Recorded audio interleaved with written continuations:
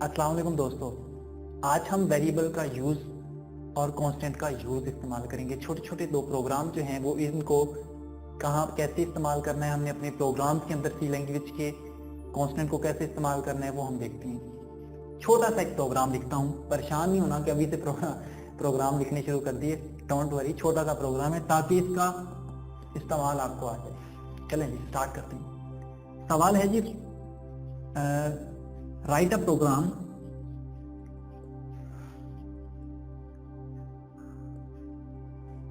print the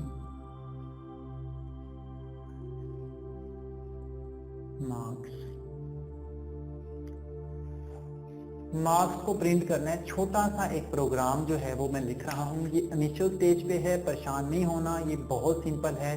सारा कुछ इसके अंदर लिखा हुआ है, जस्ट हमें क्या करना है, इसको राइट डाउन करना है। सिंपल हमने क्या करना है, पहले हैश इंक्लूड से स्टार्ट करना है। Hash include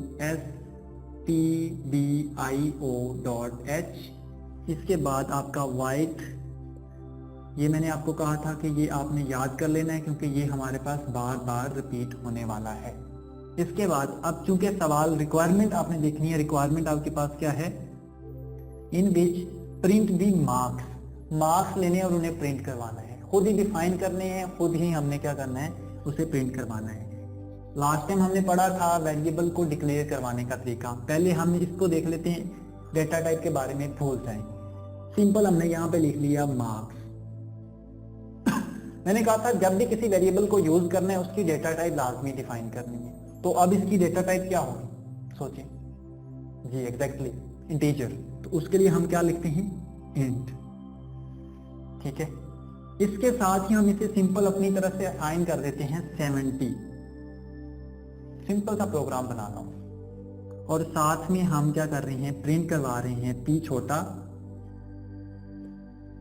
print f। ये आपके पास वही फंक्शन इसके वाला stdio.h के अंदर हमने प्रिंट f डबल कोटेशन के अंदर क्या है आपके पास, मार्क्स इज। अब यहां पर एक चीज जो है वो आपने याद रखनी है, जब भी इस वेरिएबल को आपने कॉल करना है, क्या है, हमें इसकी डेटा टाइप के हिसाब से हमें एक इस्तेमाल करना पड़ेगा %d इंटीजर के लिए।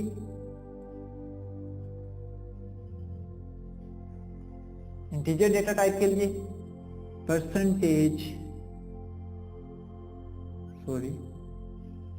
f फ्लोट के लिए। अगर आपका वेरिएबल फ्लोट है तो उसके लिए हम %f से कॉल करेंगे वेरिएबल को। अगर आपके पास परसेंटेज हम इस्तेमाल करेंगे c, अगर आपके पास करैक्टर है।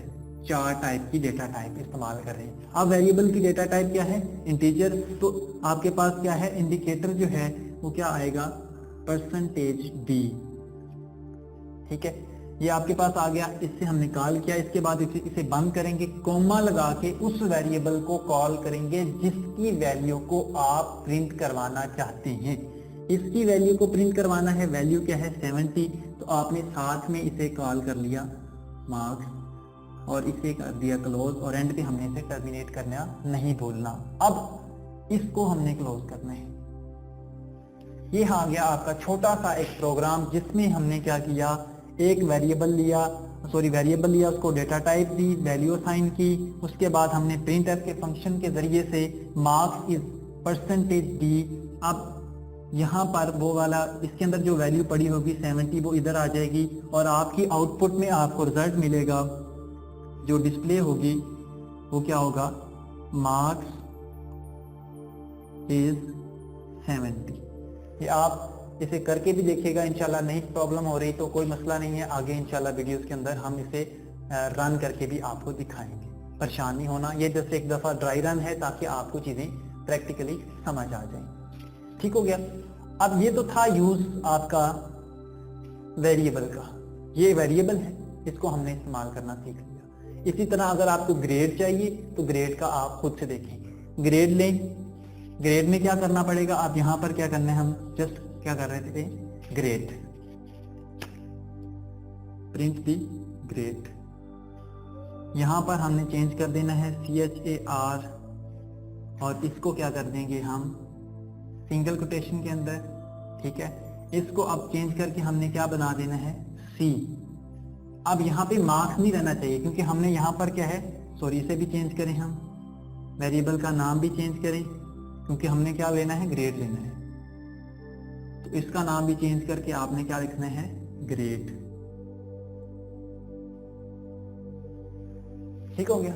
इसको रन करेंगे तो इसकी आउटपुट क्या आएगी, ये खत्म हो जाएगा। सॉरी इसको भी चेंज करना है, मार्क्स की जगह पे आपने ग्रेड लिखना है, ठीक है। तो अब आप इसकी आउटपुट क्या आएगी, grade is a.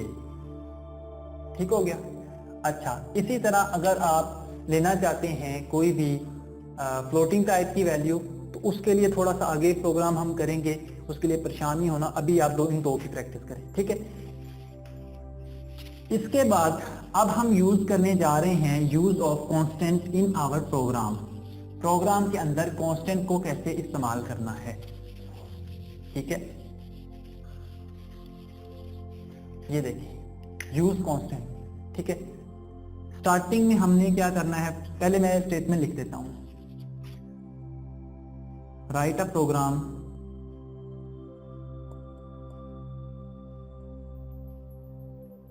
To print the area. Area का फार्मूला दिया हुआ है जी यहाँ पर उन्होंने, area is equal to pi r square, ठीक है। ये हमें उन्होंने फार्मूला गिवन है। अब ये हमारा सवाल है, इसको हम इस्तेमाल करेंगे पाई कांस्टेंट को, वो कैसे इस्तेमाल करना है। सबसे पहले आपके पास आ जाता है हैश इंक्लूड stdio.h, ठीक हो गया। इसके बाद लास्ट टाइम हमने जो वीडियो के अंदर देखा था यूज ऑफ डिफाइन, यहां पर हम इस्तेमाल करेंगे डिफाइन, यस डिफाइन पाई। ये वाली जो चीज है इसका नाम पाई है, इसे हम इस तरह से लिखेंगे PI 3.14। इसको और नाम भी दे सकते हैं, कोई जरूरी नहीं है, ये वेरिएबल है और सॉरी कांस्टेंट नाम है, आप कोई भी दे सकते हैं। यहां तक लिख लिया, क्लियर है। इसके बाद वाइड मेन। अब आप बार बार ये ना पूछेगा कि ये वाइड ही क्यों दे रहे हैं, क्योंकि अभी ये फंक्शन मेन वाला जो है वो कुछ भी रिटर्न नहीं करवा रहा। जब ये करवाएगा फौरन ही आप इसको चेंज करेंगे, इंट देंगे या कोई और भी दे सकते हैं, इंट देना चाहिए, ठीक है। ज्यादातर ये वाइड ही रहेगा, कुछ भी रिटर्न नहीं कर रहा। अच्छा, इसके बाद अब हमने देखना है रिक्वायरमेंट क्या है, हमें एरिया चाहिए। तो एरिया में हमें क्या है, सबसे पहले वेरिएबल चाहिए, इसका नाम है एरिया। हम क्या करेंगे, एरिया, एरिया के लिए हमने उसे इंटीजर में देना है। आप इंटीजर में उसे नहीं ले सकते, उसकी बड़ी वजह यह है क्योंकि अब जब इसका रिजल्ट आएगा, देखिए पाई की वैल्यू क्या है 3.14। अब जो पाई की वैल्यू यहाँ पे आई, इसके साथ आर की वैल्यू होगी, आर की वैल्यू जब पाई से मल्टीप्लाई करेगी तो रिजल्ट में क्या आएगा, फ्लोट। तो फ्लोट जब यहाँ पर आएगा तो क्या होगा, एरिया भी फ्लोट टाइप का होगा। तो अब हम इंटीजर में एरिया को नहीं ले सकते, ये चीजें आपने ख्याल रखनी है। प्रोग्रामर ऐसे नहीं बनता। प्रोग्रामिंग के लिए सबसे पहले आपको इन छोटी छोटी चीजों को जो है वो ज़हन-नशीन करना पड़ेगा। एरिया जो है आपके पास क्या है, फ्लोट टाइप का होगा। इसके हमने क्या लिखा, एरिया। आपके पास जो रेडियस है आर जो है ये इंटीजर टाइप का हो सकता है, ठीक है। इसके लिए आप नीचे इसमें आर में भी लिख सकते हैं, लेकिन ये जरूरी नहीं है कि ये आपके पास रेडियस। अब चूंकि देखिए ये आपके पास गिवन है, ये जो है इसे हम डिक्लेयर करना पड़ेगा। इसको हमने डिक्लेयर कर दिया क्योंकि इसके अंदर रिजल्ट आना है। इसके बाद हम डिफाइन करेंगे इंट रेडियस आर, ठीक है, ये भी डिफाइन कर दिया। इसको साथ ही मैं डिक्लेयर भी करवा रहा हूँ, वैल्यू भी डिक्लेयर करवा देता हूँ। इसकी वैल्यू मैं दे देता हूँ जी, इसको सॉरी इनिशियलाइज भी करवा देता हूँ। इसको मैं वैल्यू दे देता हूँ जी 6, ठीक है। अब आपके पास आर की वैल्यू क्या है 6। अब आपके पास फार्मूला क्या बनेगा, एरिया, सॉरी जो वेरिएबल यहाँ पे अगर एरिया का ए बड़ा छोटा लिखा हुआ है तो छोटा ही लिखना है, बड़ा नहीं लिखना, ये गलती आपने नहीं करनी। एरिया इज इक्वल टू, अब पाई कहाँ से आया आपके पास, ये वाला पाई, इसको मैंने कहा था आप विदिन प्रोग्राम इस्तेमाल कर सकते हैं। अब इसकी वैल्यू क्या है, इस पाई की वैल्यू क्या है 3.14, क्लियर है। इसके बाद मल्टीप्लाई का साइन, उसके बाद आपके पास आ जाता है आर, ये देखिए आर। अब हम पावर में नहीं लिखेंगे, आर को 2 दफा लिख देंगे ताकि इसका मतलब भी जो होगा पावर ही होगा। इसके बाद इसे मैं टर्मिनेट कर देता हूं। अब पाई की वैल्यू आपके पास क्या है 3.14, ये लिखना नहीं है, ये जस्ट मैं आपको समझाने के लिए कर रहा हूं। मल्टीप्लाई करेगा आर क्या है 6, 36 को मल्टीप्लाई करेगा 3.14 से और इसका जो रिजल्ट आएगा वो आपके पास एरिया में चला जाएगा। इस एरिया को हम आगे प्रिंट करवा देंगे। प्रिंट, ये पी छोटा है, मैं जल्दी में लिख देता हूं बस। प्रिंट एफ एरिया इज, यहां पे परसेंटेज की, बताएं क्या आएगा, परसेंटेज एफ जी। क्यों? क्योंकि ये आपके पास क्या है फ्लोट टाइप का है। इसको मैंने क्लोज किया और यहां पर ये कॉमा लगाया और साथ में इस वेरिएबल को मैं यहां पे लिख लूंगा। इसके बाद ये जो आपके पास ब्रैकेट है इसे मैंने बंद कर दिया। इसे आप रन करेंगे तो इंशाल्लाह इसका जवाब आ जाएगा। ठीक हो गया। ये तो था आपके पास यूज ऑफ कांस्टेंट, तो उम्मीद करता हूँ ये आपको समझ आई होगी। इसके बाद अब हम चलते हैं ऑपरेटर की तरफ। तो ऑपरेटर क्या होते हैं? ऑपरेटर काफी सारे हैं, कुछ ऑपरेटर्स को आज हम डिस्कस कर लेते हैं, बाकी को इंशाल्लाह मजीद जो है वो आगे डिटेल के साथ जैसे जैसे आगे हम बढ़ते जा रहे हैं इसको आगे इस्तेमाल करना सीखेंगे कि क्या है होते हैं ऑपरेटर। ऑपरेटर बेसिकली क्या होता है? ऑपरेट करने वाली चीज है। ऑपरेट करने के लिए जो इस्तेमाल होता है उसे हम ऑपरेटर कहते हैं। कौन कौन से हो सकते हैं?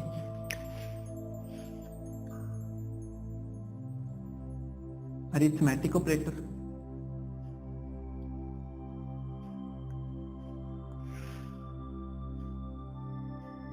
जैसे कि जमा, माइनस, ज़रब, तकसीम, ठीक है, और भी ये आपके पास क्या है? Arithmetic operator. ऑपरेटर क्या है? जो ऑपरेंड के ऊपर ऑपरेशन परफॉर्म करते हैं, ऑपरेंड की अवला होती है। जैसे कि 2 जमा 2, इसमें ये 2 और 2 जो है ये ऑपरेंड है और प्लस जो है ये आपका ऑपरेटर है। ठीक है। अच्छा, इसके बाद आ जाते हैं नंबर 2 पे रिलेशनल ऑपरेटर।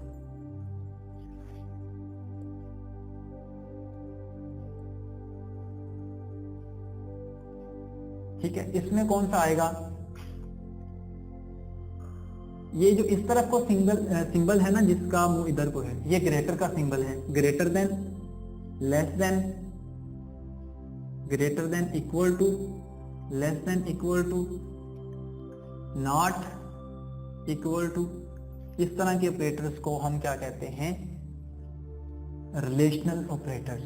ठीक है, इनको आगे हम प्रोग्राम के अंदर इस्तेमाल करेंगे, ये जस्ट आज हम रीड कर रहे हैं। इसके बाद आ जाते हैं आपके पास लॉजिकल ऑपरेटर। लॉजिकल ऑपरेटर, इसमें कौन कौन से होते हैं? एंड ऑपरेटर, और ऑपरेटर और नॉट ऑपरेटर। इसका टेबल बना के अभी थोड़ा सा दिखाता हूं आपको, ये बड़ा इंटरेस्टिंग है, इंशाल्लाह ये भी आपको समझ आ जाएगी। उसके बाद आ जाते हैं आपके पास, अल्लाह भला करे, असाइनमेंट ऑपरेटर।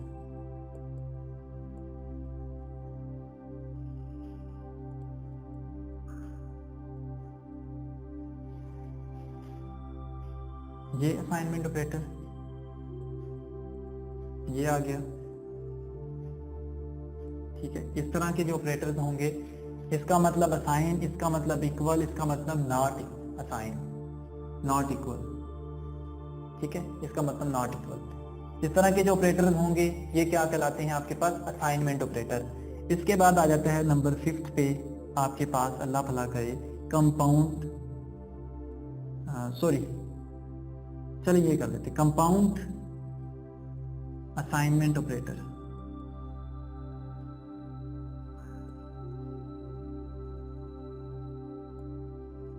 इसमें क्या होता है? सिंगल जो है एक वेरिएबल को एक ही वक्त में काफी सारे वेरिएबल्स को सेम वैल्यू असाइन कर दी जाती है, जैसे 10। तो इस तरह के जो सिचुएशन है, या ए को भी वैल्यू 10 मिल गई, बी को भी, सी को भी, इस तरह के जो ऑपरेटर्स हैं इन्हें हम कंपाउंड असाइनमेंट ऑपरेटर कहते हैं। ये आगे हम प्रोग्रामिंग के अंदर करेंगे। इसके बाद आ जाता है 6 पे increment and decrement operator and decrement.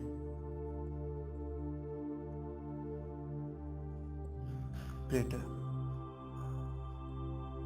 इसमें बहुत सी टाइप्स हैं, लेकिन आज हम चंद एक को देखते हैं।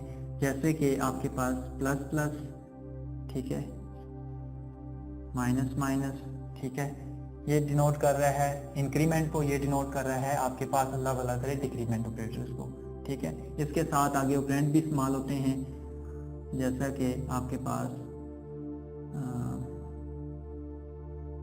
इस तरह से, या हम इस तरह से भी लिख सकते हैं, इस तरह से, ठीक है। तो ये आपको जस्ट एक चंद एक बता दिए। तो ये तो थे आपके पास arithmetic operator, relational operator, logical operator, assignment operator, compound assignment operator और इंक्रीमेंट एंड डिक्रीमेंट ऑपरेटर। तो ये कैसे हम प्रोग्रामिंग के अंदर इस्तेमाल करेंगे, इंशाल्लाह ये आहिस्ता आहिस्ता जैसे जैसे हम आगे बढ़ते जा रहे हैं इनका इस्तेमाल आपको करके दिखाऊंगा, प्रैक्टिकली विद प्रैक्टिकल इंशाल्लाह ये हम करेंगे।